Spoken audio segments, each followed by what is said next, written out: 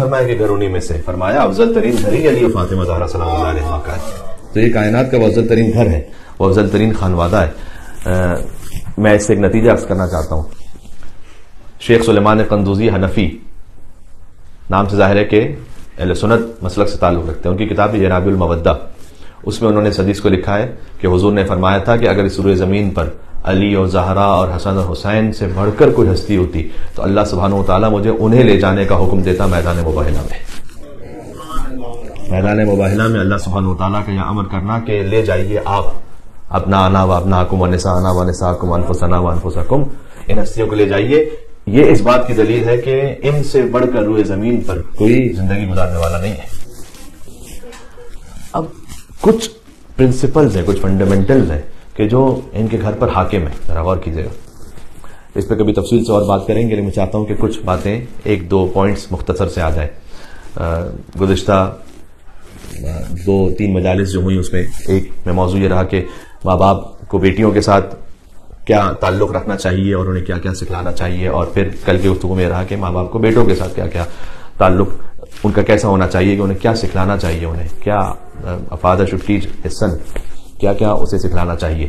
14 اصول کل پیش کیے تھے، کچھ مومنین وہاں پر ہیں. تو میں چاہتا ہوں کہ آج اس کو تھوڑے سے کنٹینیوشن میں خانوادے پر بات ہو جائے.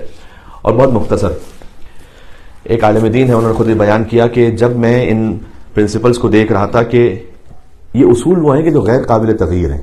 دیکھیں آپ کے گھر کا انداز بدل جاتا ہے، آپ کی وہیکل بدل جاتی ہے، آپ کے لباس بدل جاتا ہے، لیکن کچھ فنڈامنٹلز ہیں جو نہیں بدلتے. ہاں جب یہ کہتے ہیں کہ ہمیں سیدہ سلام علیہا کے گھر کے مطابق اس سیرت کو اپنانا ہے تو اس کا مطلب یقیناً یہ نہیں ہے کہ اس زمانے میں جو گھر جیسے ان کا بن رہا تھا تو آج آپ ایسے گھر بنائیں گے. آج تو کونسل آپ کو اجازت ہی نہیں دے، تو وہ تو بات ہی ختم ہو گئی. یہ مراد نہیں ہے. مراد یہ ہے کہ کچھ ایسے اصول تھے کہ جو قیامت تک ویسے ہی رہیں گے.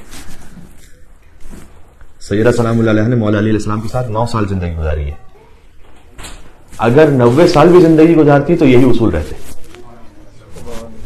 مثال کے طور پر اس میں ایک ہے اصل صداقت، سچائی. مثال کے طور پر ہے اصل معنویت. گھر کے اندر جو فضا ہے اور جو فیصلہ، جو بھی ڈیسیشن ہوتا ہے، اس کا جو معیار ہے وہ مادیت کو ہونا چاہیے یا معنویت کو ہونا چاہیے. یہ اصول بدلنے والا نہیں.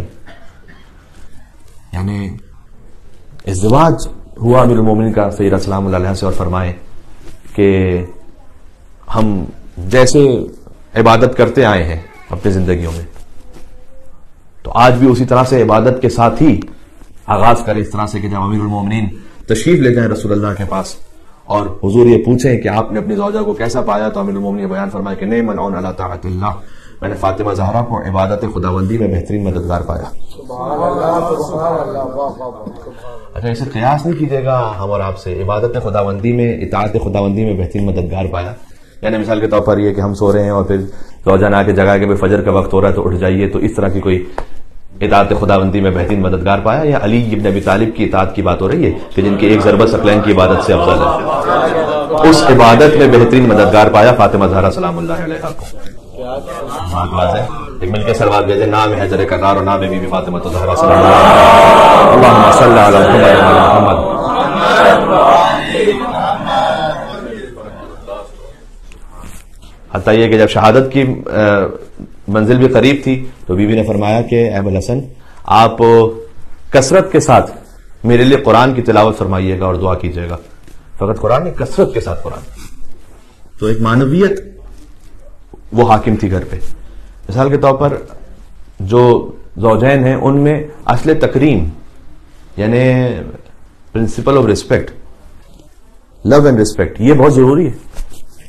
آپ کو تاریخ میں ملے گا کہ امیر المومنین اس بات پر زیادہ راضی ہوتے تھے اور انہیں اچھا محسوس ہوتا تھا کہ جب بی بی فاطمہ سلام اللہ علیہ انہیں یبن العم کہہ کے مخاطب کرے. اور بی بی اس بات پر زیادہ راضی ہوتی تھی کہ جب مولا علی علیہ السلام انہیں یا فاطمہ بنت محمد کہہ کے مخاطب کریں، اے محمد رسول اللہ کی بیٹی صلی اللہ علیہ وآلہ وسلم. اللہم صلی علی محمد وعلی محمد.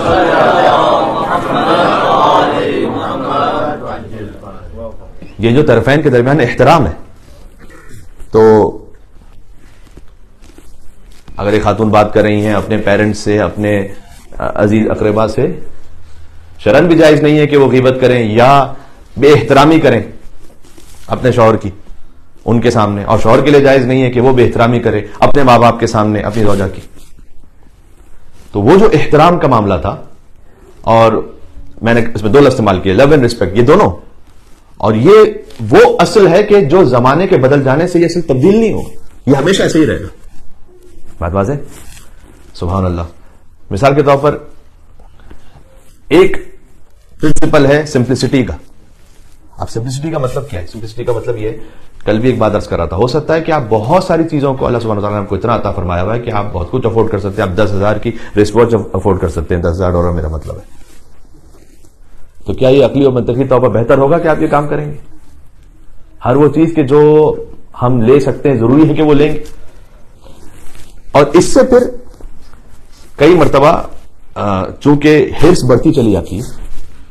دیکھیں، ایک تو ہے ریئل پاورٹی، وہ بھی دنیا میں ہے اور بہت زیادہ ہے، اس میں کوئی شک نہیں ہے.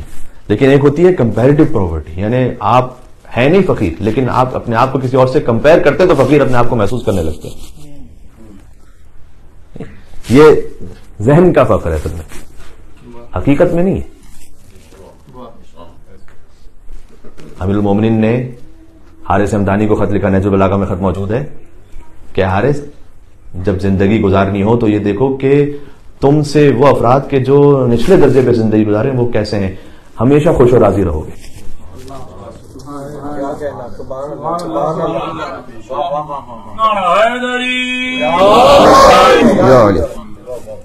اب آپ دیکھیے، میں ایک عزیز کی یہاں مثال دوں نام لیے بغیر ہی، کہ مثلاً وہ یہاں تشریف لائے اور کسی وجہ سے فیملی کے بغیر یہاں پر آئے تھے.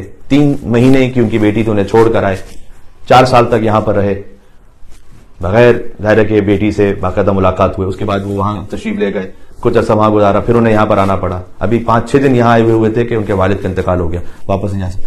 اب آپ جب سنیں احوال اور حالات کو کہ کس کس انداز سے کہاں کہاں کس طرح سے زندگیاں گزر رہی ہیں،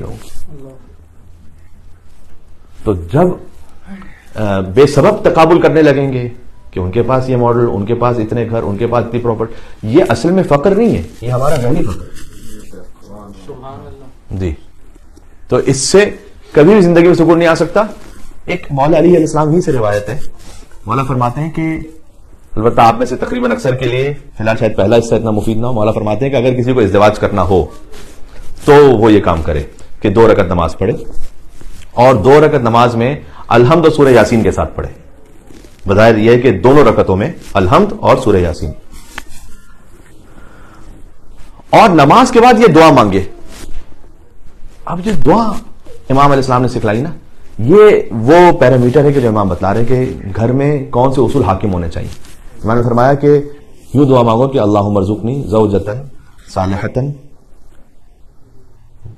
ودودۃ قنوعۃ شکورا غیورا. یہ 5 چیزیں غور فرمائے گا پھر سے. اللہم ارزقنی زوجۃ صالحۃ قنوعا شکورا، اس سے پہلے ہے ودودا قنوعا شکورا غیورا. پروردگار تو مجھے وہ زوجہ عطا فرما کہ جو نیک ہو، نیکا صالح تھا سب سے پہلے. قنوعا، اس سے پہلے فرما ودودا، ودودا وہی مودت سے، مودت اور محبت کرنے والی. جب اس آسمان کے نیچے زمین سے اوپر، اس سے بہتر تعبیر ہسبینڈ اور وائف کے لیے یوز نہیں ہو سکتی جو اللہ تعالیٰ نے قرآن میں استعمال کر لی. ہننا لباس لکم وانتم لباس لہن، وہ تمہارے لیے لباس ہے اور تم ان کے لیے لباس ہو. اس روئے زمین پر اس سے بہتر تعبیر شوہر اور زوجہ کے لیے ممکن ہی نہیں. لباس آپ کو پروٹیکٹ کرتا ہے، لباس آپ کی عزت میں اضافہ کرتا ہے. ہاں، لباس آپ کے لیے سردی گرمی میں آپ کو محفوظ رکھتا ہے. ایک لباس کی تعبیر اتنی لطیف ہے کہ اس پر سینکڑوں نکات علماء نے لکھے. تو فرمایا کہ بیویاں وہ آپ تمہارے لیے لباس ہیں اور تم ان بیویوں کے لیے لباس. تو امام علیہ السلام نے فرمایا کہ یہ دعا مانگو کہ پروردگار وہ زوجہ کہ جو دیندار ہو. پہلا یہ دیندار، دوسرا ہے کہ مودت کرنے والی، تیسرا قناعت کرنے والی. جو بھی بات ہو رہی تھی کہ اگر کمپیریزن میں آپ جائیں گے تو کبھی بھی قناعت نہیں ہو سکتی. چوتھا فرمایا کہ شکر کرنے والی اور غیرت رکھنے والی، یعنی اپنی عفت کی حفاظت کرنے والی نامحرموں سے، یہ عطا فرما. تو خود بخود یہ دعا طرفین کے لیے ہے، بات واضح. تو عزیزان گرامی، بس یہ کچھ مختصر سی گزارشات تھی کہ جو عرض کرنا چاہتا تھا.